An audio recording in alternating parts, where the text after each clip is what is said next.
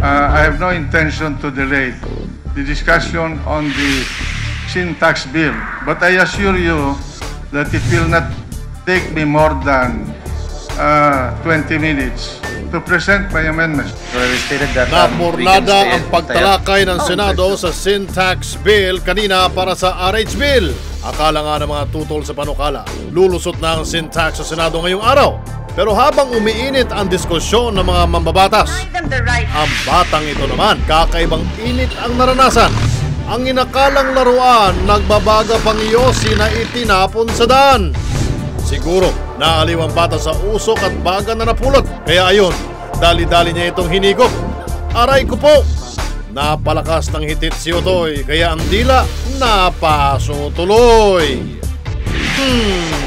Bukod siguro sa pagtaas ng buhay sa yosi, isama na rin siguro sa batas ang pagmulta sa pagkatapon nito sa kalsada.